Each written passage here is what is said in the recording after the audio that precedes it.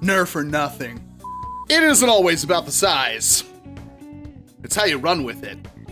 Except for me, I'm obviously extremely overweight and don't really run. This is the AMOEBA Striker AS02, a shortened version of the AS01 that's developed to be kind of like a scout rifle aesthetic that I'm a very large fan of. Emphasis on large. Not only is this an excellent rifle for the money, but it's actually a very good platform to build upon if 400 FPS out of the box isn't good enough for you. You can go higher. All over this rifle, we've got a variety of really interesting features, starting with the fact that this is an open bolt airsoft rifle. That is not a normal thing. I should mention that this is a Gen 2, because the Gen 1 was pretty much a disposable until you upgraded it airsoft rifle, because the whole priming linkage and everything would break on you. Not a big problem if you're gonna upgrade it in the future with aftermarket parts, but out of the box, you would get a couple of hours of play for $200. The bolt action is nice and smooth. It's got a shortened fluted barrel on this thing with an M-lock handguard that goes all the way up to the muzzle. We've got a bipod nut right here. We've got a Picatinny rail up here for all of your optics or whatever have you. A very nice rifle grip, and of course a buttstock that is the same hard plastic as the rest of this thing, but has one interesting feature we will talk about. The Striker AS02 even features a really nice primed indicator pop out. Whenever you pull back the bolt, this thing will pop up until you fire. The trigger on this thing is absolutely phenomenal. It is extremely light and crisp.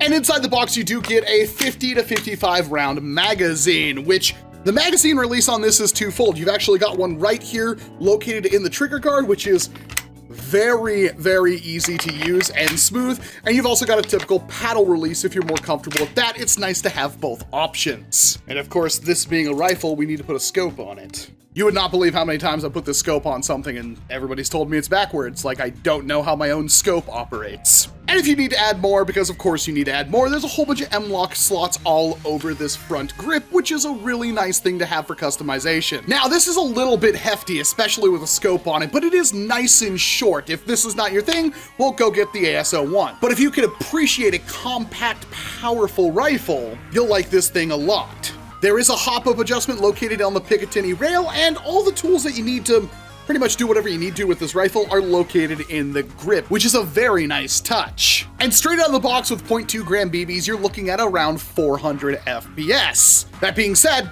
this is a snipper rifle. You're gonna want more than 0.2 gram BBs. Depending on the FPS and joule limits of your local airsoft field, 0.36 gram will do you nicely for having that pinpoint accuracy that you're expecting. And yeah, I think the joke is already wore thin. Let's actually use the equipment that I have here in the studio for its intended purpose. One of the only times I may ever do this, unless you like this kind of thing, for which you should probably leave a comment down below, like, and probably subscribe, because I haven't gotten a good authority that you're not.